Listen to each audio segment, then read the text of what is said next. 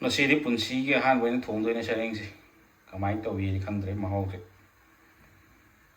ꯁꯤꯗ ꯂꯩꯔꯤꯕ ꯃꯆꯜ ꯈꯔꯒꯁꯨ ꯇꯧꯔꯒ ꯁꯤꯅ ꯍꯤꯡꯅꯤ ꯑꯩꯈꯣꯏ ꯁ꯭ꯋꯥꯏꯒꯤ ꯂꯣꯀꯦꯜꯒꯤ ꯍꯤꯡ ꯍꯥꯏꯇꯥꯔꯦ ꯑꯗꯨꯒ ꯁꯤꯁꯤꯅ ꯃꯔꯣꯏ ꯅꯄꯥꯛꯄꯤ ꯃꯔꯥ ꯅꯥꯀꯨꯞꯄꯤꯒ ꯇꯧꯔꯒ ꯃꯤꯛꯁ ꯇꯧꯔꯒ ꯇꯧꯅꯕ ꯃꯁꯤꯅ ꯀꯔꯤ ꯍꯩꯔꯤꯕꯣꯞ ꯁꯤꯡ ꯆꯅꯝ ꯃꯌꯥꯝ ꯇꯧꯔꯒ ꯑꯝꯇ ꯉꯧꯈꯠꯀꯦ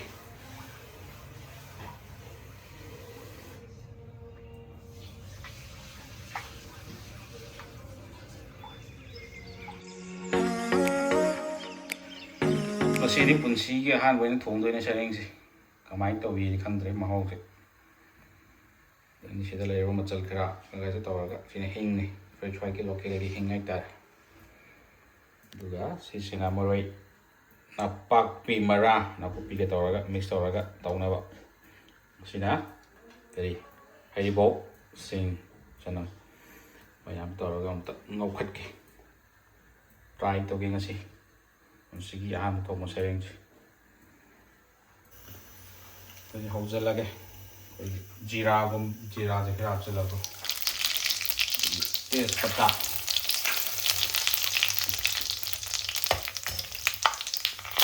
ꯑꯗꯒꯤ ꯑꯩꯈꯣꯏꯒꯤ ꯁꯤꯒꯤ ꯀꯩꯅꯣꯒ ꯇꯤꯜꯍꯧ ꯃꯔꯣꯏ ꯅꯥꯀꯨꯞꯄꯤꯒ ꯑꯗꯒꯤ ꯃꯔꯣꯏ ꯅꯄꯥꯛꯄꯤ ꯃꯔꯥꯒ ꯀꯩꯅꯣꯁꯦ ꯉꯧꯁꯜꯂꯦ ꯇꯤꯜꯍꯧꯗꯤ ꯉꯧꯅꯗꯤ ꯇꯤꯜꯍꯧ ꯐꯪꯗꯕ ꯃꯐꯝꯗꯗꯤ ꯇꯤꯜꯍꯧ ꯃꯔꯣꯏ ꯐꯪꯗꯕ ꯃꯐꯝꯗꯗꯤ ꯇꯤꯜꯍꯧ ꯑꯗꯨꯝ ꯃꯦꯟ ꯇꯥꯡ ꯌꯥꯝꯅ ꯆꯦꯠꯇ ꯃꯨꯟꯁꯤꯜꯂꯛꯑꯕꯅꯤꯅ ꯆꯅꯝꯒ ꯁꯤꯡꯒꯁꯤꯒ ꯈꯔ ꯍꯥꯞꯆꯤꯜꯂꯒ ꯀꯝꯗꯧꯅ ꯊꯣꯛꯇꯣꯔꯤꯕ ꯃꯔꯨ ꯃꯔꯥꯡ ꯃꯅꯤꯄꯨꯔꯒꯤ ꯃꯆꯜꯁꯤꯃ ꯍꯥꯞꯆꯜꯂꯦ ꯑꯗꯒꯤ ꯍꯤꯡꯁꯦ ꯑꯃꯨꯛ ꯆꯥꯏꯁꯤꯜꯂꯒꯦ ꯃꯁ꯭ꯋꯥꯏꯒꯤ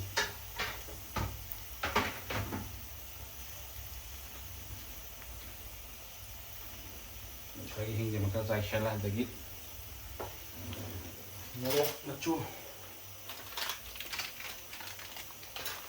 ꯃꯣꯔꯣꯛ ꯃꯆꯨꯁꯤꯃꯒ ꯍꯥꯞꯆꯤꯜꯂꯒ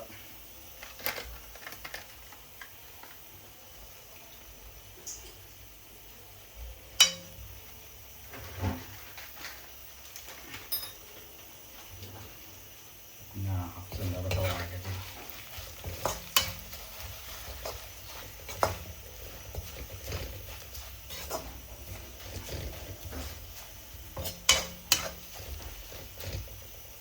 ꯑꯩꯈꯣꯏꯒꯤ ꯁꯔꯦꯡ ꯈꯔꯁꯦ ꯍꯩꯖꯤꯜꯂꯒꯦ ꯌꯥꯝꯕ ꯅꯠꯇꯦ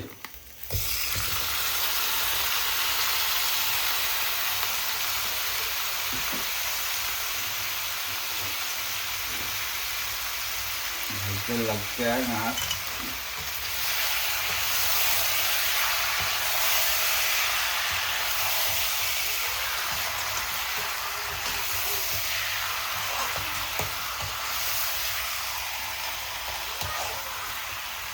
low flame to dần lagi di sini nah kawai pakai jalan lah kawai pakai lagi lah ini make up ini jalan berarti ya tanya itu bisa kamai tahu yang jalan lagi mau asli kan kau leh meh hawa nih jadi kalau sana hawa nih kalau ini mana enggak kayak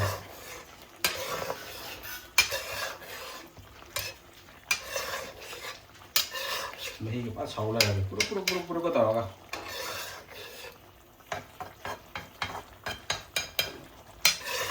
ngari hamna ngari sih namuka lagi ngahing nambal madok khar phai hai ngari macha jang hap jang chau to om ra lagi hay bỏ câu từ câu ý hay bỏ câu vào rồi hay bỏ khara om ra laga thùng crab ra laga mấy cái crab ra laga ô mà cái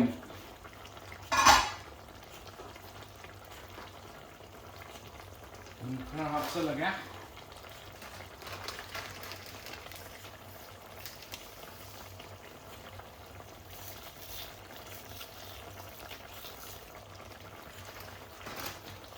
ꯍꯥꯞꯆꯜꯂꯗꯒꯤ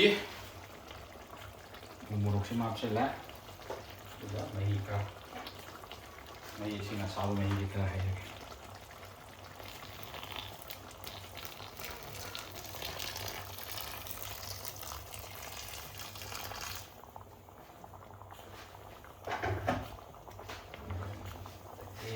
ꯁꯤꯒꯤ ꯃꯆꯨ ꯍꯥꯞꯄꯧꯗ꯭ꯔꯤ ꯃꯆꯨꯁꯤ ꯑꯃ ꯍꯥꯞꯆꯜꯂꯅꯤ ꯈꯔ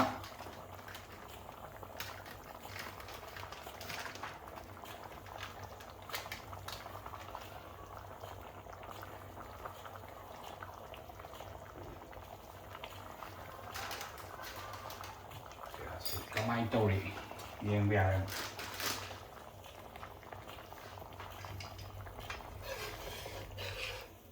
ꯁꯤꯒꯤ ꯊꯣꯡꯗ꯭ꯔꯤꯕꯅꯤꯅ ꯁꯤꯗꯤ ꯊꯣꯡꯕꯗ ꯀꯩꯅꯣꯝ ꯈꯜꯂꯤ ꯁꯣꯏꯒ꯭ꯔꯗꯤ ꯍꯥꯎꯇ꯭ꯔꯗꯤ ꯈꯟꯕꯗ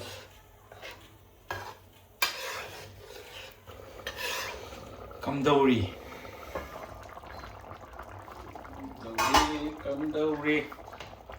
ꯃꯣꯔꯣꯛꯁꯤ ꯇꯣꯏꯔꯝꯗ꯭ꯔꯦ ꯁꯤ ꯃꯣꯔꯣꯛꯁꯤ ꯃꯅꯝ ꯀꯥꯏꯈ꯭ꯔꯒ ꯑꯉꯥꯡ ꯌꯥꯎꯕꯅꯤꯅ ꯃꯣꯔꯣꯛ ꯁꯥꯕꯁꯦ ꯅꯨꯡꯉꯥꯏꯇꯦꯕ ꯄꯩꯁꯥꯅꯤ ꯀꯣꯟꯅ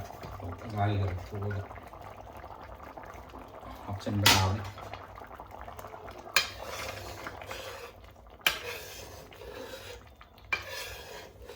ꯁꯨꯡꯇꯣꯏ ꯇꯣꯏꯗ꯭ꯔꯦ ꯑꯩꯁꯦ ꯁꯤꯗ ꯂꯩꯔꯦ ꯍꯧꯖꯤꯛ ꯑꯗꯣ ꯑꯩ ꯁꯣꯛ ꯇꯧꯅꯕ ꯑꯃꯨꯛꯀ ꯂꯣꯏꯁꯤꯟꯅꯕ ꯇꯧꯒꯦ ꯅꯥꯀꯟ ꯑꯃꯗ ꯑꯃꯨꯛ ꯁꯣꯛ ꯇꯧꯁꯜꯂꯛꯑꯒꯦ ꯑꯩꯈꯣꯏ ꯍꯧꯖꯤꯜꯂꯒꯦ ꯑꯃꯨꯛꯀ ꯌꯥꯝꯗꯕꯤꯗ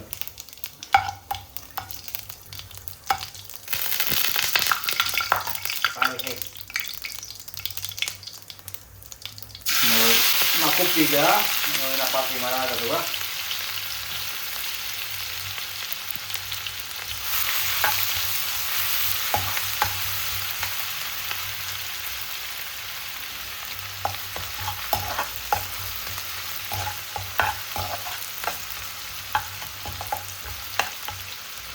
kita tuh ngawur kan langsung lihat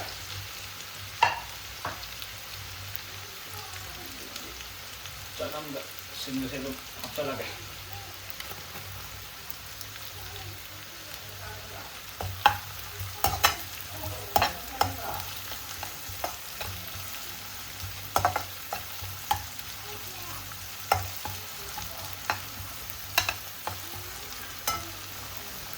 garam koigi garam masala je kare ja hela kan sahan boy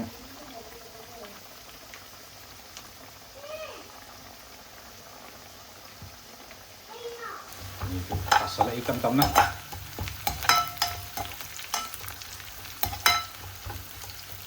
baru merangkai kak baru merangkai koigi sigi asal dia kan masih jadi pakai han ngangai pakai han ba ngai là mình ạ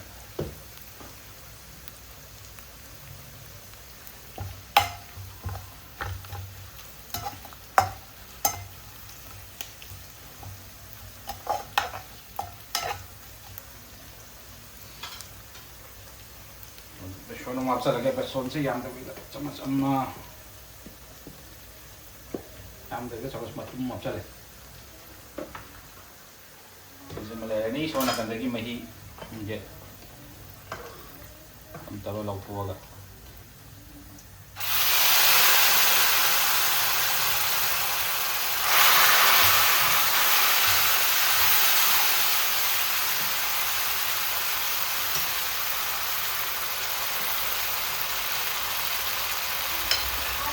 ini mahi je mau apa lagi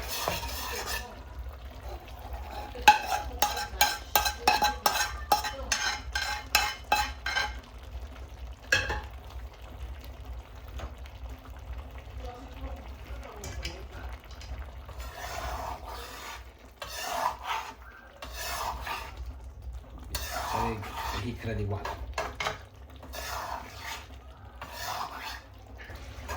ai sareng kong bose loi shalla nga sigi soida haw to le thang adi gom cha shalla jab log in ra ge du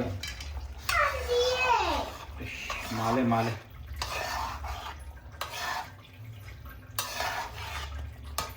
ꯄꯣꯁ ꯇꯥꯔꯦ ꯄꯨꯟꯁꯤꯒꯤ ꯑꯍꯥꯟꯕ ꯊꯣꯡꯕ ꯁꯔꯦꯡꯁꯦ ꯄꯣꯁꯁꯤ ꯇꯥꯔꯦ ꯀꯃꯥꯏꯅ ꯇꯧꯕꯅꯣꯗꯤ ꯈꯪꯗ꯭ꯔꯦ